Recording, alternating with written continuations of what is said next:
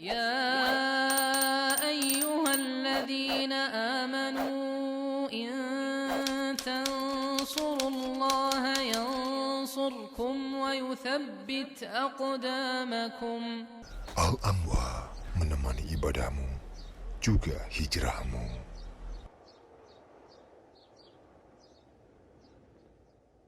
Ya.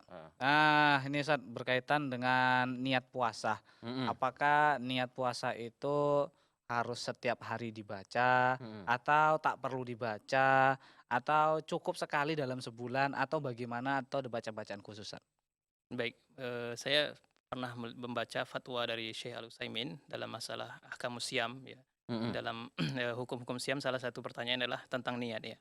Ya. Kapan niat itu kita baca? Apakah cukup satu kali dalam Ramadan atau dia setiap pagi, setiap sebelum sahur? Ya. Maka beliau menjelaskan cukup satu kali sebenarnya berniat itu pada awal puasa Ramadan yang pertama. Ya, kita berniat dan niat itu mahallul qalb. Niat itu tempatnya itu ada di dalam hati. Artinya kita sadar kita besok mau berpuasa Ramadan sebulan penuh.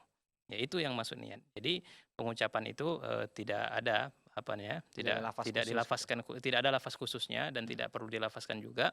Yang penting kita memiliki kesadaran, keinginan di dalam hati bahwasanya memang besok kita ingin berpuasa. Dan kata beliau satu kali saja kita berniat itu di awal puasa kita dan itu akan bisa untuk sampai pada akhir Ramadan. Nah, tapi dalam beberapa kondisi beliau menjelaskan, misalnya kita dalam satu bulan itu di pertengahan bulan kita sedang melakukan safar, kemudian kita mengambil rukhsah untuk tidak berpuasa misalnya. Betul. Nah kan ada 2 hari atau 1 hari kita tidak berpuasa, kemudian kita balik lagi, mukim lagi, nah kita mau berpuasa ulang, berpuasa lagi, maka pada malam itu kita harus lagi meniatkan kembali, meniatkan bahwasanya besok kita berpuasa begitu.